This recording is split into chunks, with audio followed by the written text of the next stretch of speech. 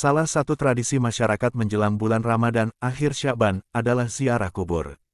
Sebagian mengistilahkan tradisi ini sebagai arwahan, nyakar sekitar Jawa Tengah, kosar sekitar Jawa Timur, munggahan sekitar Tatar Sunda, dan lain sebagainya. Bagaimana Islam memandang tradisi ziarah kubur menjelang Ramadan tersebut? Memang, pada masa awal-awal Islam, Rasulullah Shallallahu Alaihi Wasallam memang pernah melarang umat Islam berziarah ke kuburan, mengingat kondisi keimanan mereka pada saat itu yang masih lemah. Serta kondisi sosiologis masyarakat Arab masa itu yang pola pikirnya masih didominasi dengan kemusyrikan dan kepercayaan kepada para dewa dan sesembahan. Advertisement Rasulullah SAW mengkhawatirkan terjadinya kesalahpahaman ketika mereka mengunjungi kubur baik dalam berperilaku maupun dalam berdoa. Akan tetapi bersama berjalannya waktu, alasan ini semakin tidak kontekstual dan Rasulullah pun memperbolehkan berziarah kubur. Dalam sebuah riwayat, 3/370, hadis dari Buraidah ia berkata bahwa Rasulullah SAW bersabda, "Saya pernah melarang berziarah kubur. Tapi sekarang Muhammad telah diberi izin untuk berziarah ke makam ibunya. Maka sekarang berziarahlah, karena hal itu dapat mengingatkan kamu kepada akhirat." Hari Turmuzi nomor 973. Seperti dilansir laman Nu Online, inilah sebenarnya hukum dasar dibolehkannya ziarah kubur dengan alasan tadkiratul akhirah, yaitu mengingatkan kita kepada akhirat. Oleh karena itu dibenarkan berziarah ke makam orang tua dan juga ke makam orang solih dan para wali. Selama ziarah itu dapat mengingatkan kita kepada akhirat. Begitu pula ziarah ke makam para wali dan orang soleh merupakan sebuah kebaikan yang dianjurkan, sebagaimana pendapat Ibnu Hajar Al-Haytami dalam kitab Al-Fatawa Al-Fiqhiyah Al-Kubra. Inilah yang menjadi dasar para ustadz dan para jamaah mementingkan diri berziarah ke makam para wali ketika usai penutupan, tawakufan, kegiatan majelis taklim.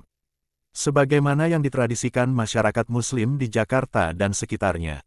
Beliau ditanya tentang berziarah ke makam para wali pada waktu tertentu dan melakukan perjalanan khusus ke makam mereka. Beliau menjawab, berziarah ke makam para wali adalah ibadah yang disunahkan. Demikian pula perjalanan ke makam mereka.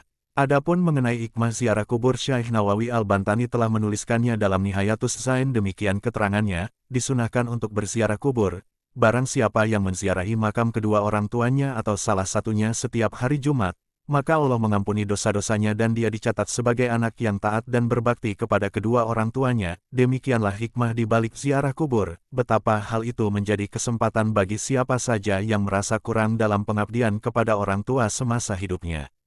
Bahkan dalam keterangan selanjutnya masih dalam kitab Nihayatus Zain diterangkan, barang siapa menziarahi kubur kedua orang tuanya setiap hari Jumat pahalanya seperti ibadah haji. Apa yang dikatakan Syekh Nawawi dalam Nihayatus Zain juga terdapat dalam beberapa kitab lain, bahkan lengkap dengan urutan perawinya.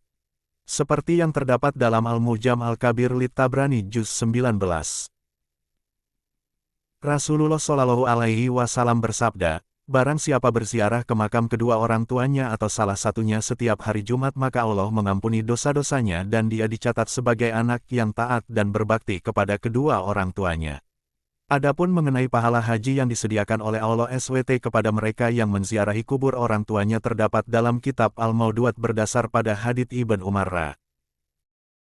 Rasulullah Shallallahu Alaihi Wasallam bersabda, barang siapa berziarah ke makam bapak atau ibunya, paman atau bibinya, atau berziarah ke salah satu makam keluarganya, maka pahalanya adalah sebesar haji mabrur. Dan barang siapa yang istiqomah berziarah kubur sampai datang ajalnya maka para malaikat akan selalu menziarahi kuburannya. Sesungguhnya orang munafik itu hendak menipu Allah, tetapi Allah lah yang menipu mereka. Apabila mereka berdiri untuk salat, mereka lakukan dengan malas. Mereka bermaksud ria ingin dipuji di hadapan manusia. Dan mereka tidak mengingat Allah.